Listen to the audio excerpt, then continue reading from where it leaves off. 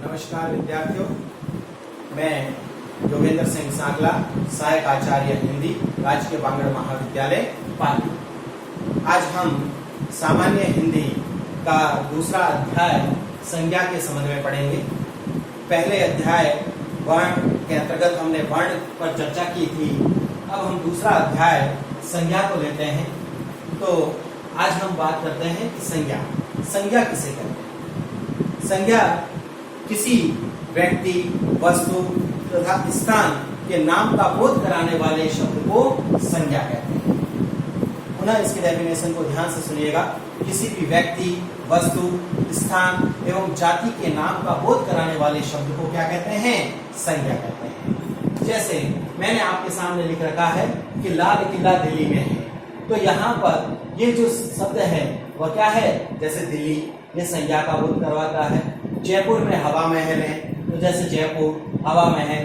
राम और रावण युद्ध कर रहे हैं, तो राम और रावण ये किसका बोध कराते हैं? संज्ञा का। तो इस प्रकार से संज्ञा किसे कहते हैं? किसी भी व्यक्ति, वस्तु तथा स्थान एवं समूची जाति का बोध कराने वाले शब्दों को क्या कहते हैं? संज्ञा कहते हैं। संज्ञा के भेदों के अंतर्गत यदि बात की जाए तो मोटे तौर पर संज्ञा के 3 भेद ही माने जाते हैं। पहला है व्यक्तिवाचक, जातिवाचक और भाववाचक। लेकिन वर्तमान आधार पर हमारे सामने 2 और अन्य भेदों का भी वर्णन देखने को मिलता है, वह है द्रव्यवाचक और समूहवाचक। अब हम देखते हैं कि ये जो द्रव्यवाचक और समूहवाचक जो हैं, यह कहाँ से आए हैं? तो ये जो हैं वह जातिवाचक में से निकल करके आए हैं। उसका कारण यह है कि जातिवाचक के अंतर्गत बहुत सारी संख्या हो गई थी, जिसका कि पूर्ण रूप से निर्धारण करना उचित प्रतीत नहीं हो रहा था। तो आधुनिक व्याकरणाचार्यों ने 2 अलग भेद बता दिए हैं, जातिवाचक में से द्रव्यवाचक और समूहवाचक। लेकिन यदि कभी कोई प्रश्न पूछा जाता है कि संज्ञा के वास्तविक आधार पर कितने भेद हैं, तो वो मोटे तौर पर 3 भेद ही माने जाते हैं, व्यक्तिवाचक, जातिवाचक, भाववाचक। तो हम आज बात करते हैं कि संज्ञा के जो भेद हैं, व्यक्तिवाचक, जातिवाचक, भाववाचक, द्रव्यवाचक और समूहवाचक। उसमें से सबसे पहला जो है वह है व्यक्तिवाचक। व्यक्तिवाचक संज्ञा किसे कहते हैं? व्यक्तिवाचक संज्ञा के अंतर्गत मोटे तौर पर हमें 3 बातों को ध्यान में रखना है, और ये 3 बातें हैं। एक तो व्यक्तिवाचक, व्यक्ति, वस्तु और स्थान। क्या है? व्यक्ति, वस्तु और स्थान। व्यक्ति का अभिप्राय यहाँ पर किसी भी व्यक्ति के विशेष नाम से होगा। वस्तु में भी किसी वस्तु के विशेष नाम से अभिप्राय है, और स्थान में भी किसी भी विशेष स्थान के नाम से अभिप्राय है। इसका अभिप्राय यह होता है कि यदि हम व्यक्तिवाचक की यदि हम परिभाषा देते हैं, तो व्यक्तिवाचक की परिभाषा यह है, किसी विशेष व्यक्ति, विशेष वस्तु, विशेष स्थान के नाम का बोध कराने वाले शब्दों को क्या कहते हैं? व्यक्तिवाचक। अब हम इसके 3 भागों में, यदि जैसे हमने व्यक्ति के बारे में बात कहा, तो जहां कहीं आता है राम, मोहन, सोहन, राधा, गीता, तो वो किसके अंतर्गत जाते हैं? व्यक्तिवाचक में। जैसे यहाँ पर मैंने राम का नाम लिया या रावण का नाम लिया, तो ये कहाँ चले जाएंगे? व्यक्तिवाचक में। इसी प्रकार से वस्तु के अंतर्गत भी हम यदि बात करें, तो वस्तु का क्या होना चाहिए? किसी उस वस्तु का विशेष नाम होना चाहिए। जैसे मैंने कहा कि राधा बाजार से उषा सिलाई मशीन खरीद कर लाई। ठीक है, ये आपके सामने लिखा। अब यहाँ पर हम यदि कोई वस्तु की बात कर रहे हैं, तो वह वस्तु क्या है? यहाँ पर सिलाई मशीन। लेकिन उस वस्तु का यहाँ पर क्या आ चुका है? पर्टिकुलर नाम आ चुका है। क्या कि कौन सी सिलाई मशीन, किस कंपनी की है वह सिलाई मशीन? तो वह उषा सिलाई मशीन। तो इस बात को यदि हम देखते हैं, अगर ऐसे नाम आ जाता है किसी भी वस्तु के बारे में, जैसे राम लक्ष्य साबुन से नहाता है।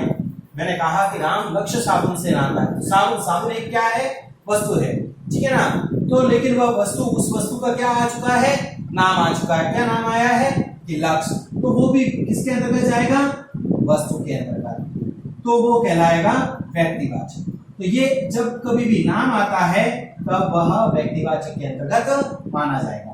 इसी प्रकार से हम यदि कोई भी स्थान, किसी भी स्थान की बात करें तो वह स्थान भी विशेष होना चाहिए। चाहे हम बात कर लीजिए कि जैसे मैंने कहा कि चौराहा, अब चौराहा का नाम लूंगा तो चौराहे तो बहुत सारे होते हैं, लेकिन यदि मैंने किसी चौराहा का नाम ले लिया, सूरजपोल चौराहा, तो सूरजपोल नाम आते ही उस चौराहा व चौराहा किसके अंतर्गत आ जाएगा?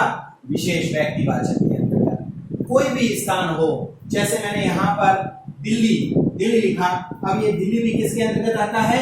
व्यक्तिवाचक, क्योंकि वह स्थान है, पर्टिकुलर दिल्ली नाम है, जगह है। तो कोई भी मोहल्ला हो, चाहे गली हो, कोई भी हो, तो यदि उसका नाम आ जाता है तो उसको किसके अंतर्गत रखा जाएगा? व्यक्तिवाचक के अंतर्गत। तो व्यक्तिवाचक की यही परिभाषा है, किसी विशेष व्यक्ति, विशेष वस्तु, विशेष स्थान के नाम का बोध कराने वाले शब्दों को व्यक्तिवाचक संज्ञा कहते हैं। समझ में आ गया होगा। अब हम बात करते हैं जातिवाचक। जातिवाचक के अंतर्गत जिस प्रकार से हमने व्यक्तिवाचक में देखा 3 भाग, वैसे के वैसे जातिवाचक के अंतर्गत भी हमें 3 स्वरूप दिखाई देते हैं। इसके अंतर्गत आता है प्राणी, वस्तु और स्थान। अब यहाँ पर जातिवाचक की हम बात करें तो 3 बातें आती है, प्राणी, वस्तु, स्थान। यानी कि जो शब्द किसी प्राणी, वस्तु एवं स्थान की समूची जाति का बोध कराते हैं वो क्या कहलाते हैं? जातिवाचक। अब प्राणी में मैंने कहा मानव धर्म की सेवा सर्वोपरि है। ठीक है, एक बात है। अब यहाँ पर मानव क्या है? एक प्राणी है। तो ये अगर किस में जाएगा? व्यक्तिवाचक में नहीं जाएगा, ये किस में जाएगा? जातिवाचक के अंतर्गत, क्योंकि ये प्राणी है। मैंने कह दिया जैसे पुरुष, अब पुरुष में वो यहाँ पर किसी पुरुष का नाम नहीं है, तो पुरुष भी किस में जाएगा? पुरुष शब्द भी जातिवाचक में। मैंने किसी का भी यदि नाम ले लिया, नारी, अब नारी का भी यहाँ पर कोई नाम नहीं है, अगर नाम होता नारी का तब तो वह किस में जाता? व्यक्तिवाचक में। यहाँ पर नाम नहीं है तो वह किस में जाएगा? जातिवाचक के अंतर्गत। इसी प्रकार से हम किसी भी जीव जंतु का भी यदि हम बात करें, अगर उस जीव जंतु का भी अगर विशेष नाम होता है, किसी चाहे कुत्ते का, बिल्ली का यदि नाम होगा, नाम होते ही तो वह किस में चला जाएगा? व्यक्तिवाचक में। और अगर हमने कह दिया कि कुत्ता, बिल्ली या कुछ भी किसी भी पशु का नाम ले लिया, पक्षी का नाम ले लिया, तो पक्षी का नाम लेने से वो तो किसमें जाएगा? जातिवाचक। और उसका विशेष कोई नाम होगा तो वो किसमें चला जाएगा? व्यक्तिवाचक। इसी प्रकार से हम वस्तु की बात करते हैं, तो वस्तु के अंतर्गत जैसा कि अभी हमने देखा था कि व्यक्तिवाचक के अंतर्गत ये देखा कि भाई वस्तु के अंतर्गत जैसे राधा बाजार से उषा सिलाई मशीन खरीद कर लाई। अब यहाँ पर सिलाई मशीन का नाम आने के कारण से ये कहाँ चला गया? व्यक्तिवाचक के अंतर्गत। यदि मैंने इसको यहाँ पर मैं ये लिखता कि राधा बाजार से सिलाई मशीन खरीद कर लाए, तो यहाँ पर इस सिलाई मशीन का नाम नहीं है, पर्टिकुलर कोई विशेष नाम नहीं है। नाम नहीं होने के कारण से ये किस में चला जाता है? जातिवाचक, क्योंकि ये भी एक क्या है? वस्तु। या फिर मैंने जैसा कि अभी बताया था कि राम साबुन से नहाता है। अब साबुन का कोई पर्टिकुलर नाम नहीं है, इसलिए वो किस में चला जाएगा? जातिवाचक। इसी प्रकार से हम यदि स्थान की बात करें कि जैसे राम शहर गया, अब शहर बहुत सारे होते हैं तो समूची जाति का बोध कराते हैं। तो इसीलिए अगर शहर का नाम होता कि जैसे वह दिल्ली गया, जयपुर गया, तब तो क्या होता? वह व्यक्तिवाचक है।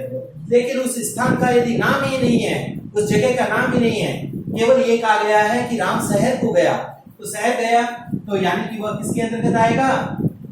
जातिवाचक के अंतर्गत। तो कोई भी स्थान हो, चाहे हम कह दीजिए चौराहा, मोहल्ले, कुछ भी कह दीजिए, वो सभी समूची जाति का जो बोध कराते हैं वो जातिवाचक। यानी कि इसकी परिभाषा यह है कि जो सब किसी प्राणी, वस्तु एवं स्थान की समूची जाति का बोध कराते हैं वो क्या कहलाते हैं? जातिवाचक। अब हम बात करते हैं भाववाचक संज्ञा। भाववाचक संज्ञा किसे कहते हैं?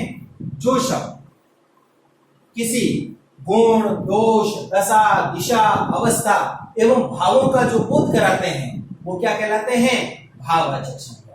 यानी कि जो शब्द ऐसे शब्द होते हैं जो हमारे अंतर्मन के भावों को पूर्ण रूप से उद्घाटित करते हैं। यानी जो शब्द गुण, दोष, किसी भी मनुष्य के गुणों को, दोष को, अवस्था को, दशा को, दिशा को आदि भावों के बोध को उद्घाटित करते हैं वो क्या कहलाते हैं?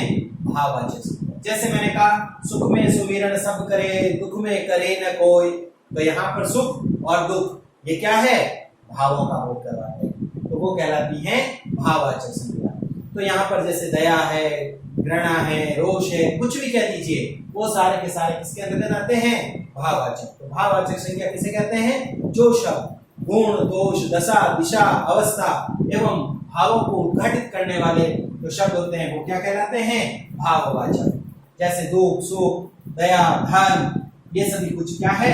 भाववाचक के अंतर्गत माने गए। इसी प्रकार से हम अगले यदि बात करें द्रव्यवाचक और समूहवाचक, तो ये द्रव्यवाचक और समूहवाचक मूलभूत रूप से कहां से निकल करके आए हैं? जातिवाचक में से। जातिवाचक में से निकल करके आए हैं। तो हम सबसे पहले बात करते हैं द्रव्यवाचक। द्रव्यवाचक के अंतर्गत यदि हम बात करें तो दो बातों को इसके अंतर्गत ध्यान में रखना है। एक तो होता है कोश और एक होता है गैसीय। कोश पदार्थ और गैसीय पदार्थ, यानी कि जो शब्द कोश, द्रव्य एवं गैस के शब्दों का बोध करवाते हैं वो क्या कहलाते हैं? द्रव्यवाचक। जैसे मैंने कहा कि जैसे गुड़, चीनी आदि कोई भी पदार्थ होता है, या फिर जैसे मैंने कहा ऑक्सीजन वगैरह, कोई भी अगर गैसीय पदार्थ की भी बात की तो वह पदार्थ किसके अंतर्गत आता है? द्रव्यवाचक के अंतर्गत। या मैंने कह दिया सोना, चांदी, लोहा, तांबा, ये सब जो बिल्कुल ही घुलनशील हो जाते हैं पदार्थ, तो ये सारे जो पदार्थ होते हैं सोना, चांदी वगैरह, ये पूर्ण रूप से ठोस भी होते हैं और वो पुनः क्या होता है? द्रवित भी हो जाते हैं। जैसे उनको अग्नि दिखाने के पश्चात वो क्या हो जाते हैं? द्रव्य के अंतर्गत परिवर्तित हो जाते हैं। तो वो कौन से कहलाते हैं? द्रव्यवाचक। जैसे मैंने कहा सोना बहुत महंगा हो गया है, सोना बहुत महंगा हो गया है, ठीक है। अब यहाँ पर जैसे ये सोना शब्द आया, ये सोना क्या है? एक द्रव्य है, तो इसी कारण से इस शब्द को कहां पर लिया जाएगा? द्रव्यवाचक के अंतर्गत। क्लियर? अब हम बात करते हैं अगले समूहवाचक के अंतर्गत। समूहवाचक के अंतर्गत हमारे सामने दो बातें आती है इसमें भी। एक होता है व्यक्तियों का समूह, व्यक्तियों का समूह, और दूसरा है वस्तुओं का समूह। दूसरा क्या है? वस्तुओं का समूह। समूहवाचक के अंतर्गत एक तो व्यक्तियों का समूह होता है और दूसरा होता है वस्तुओं का समूह। तो समूहवाचक की परिभाषा यह है कि जो शब्द व्यक्तियों तथा वस्तुओं के समूह का बोध करवाता है वो क्या कहलाता है? समूहवाचक। जैसे हम यदि बात करते हैं कि एक वाक्य के अंतर्गत यदि हम देखें तो जैसे मैंने कहा नेताजी सभा को संबोधित कर रहे हैं,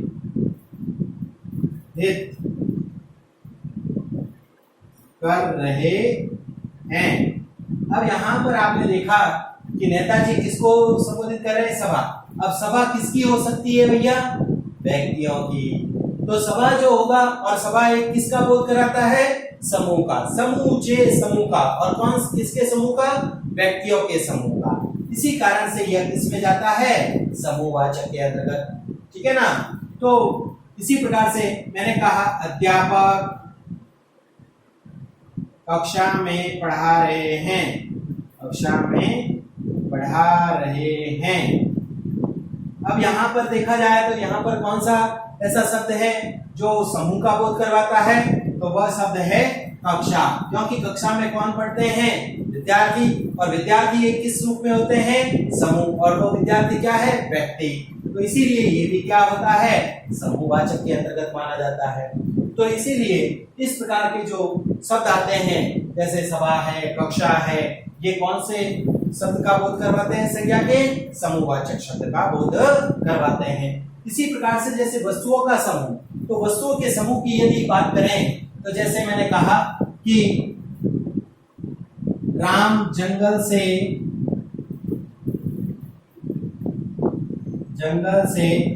लकड़ियों का गट्ठर लाया।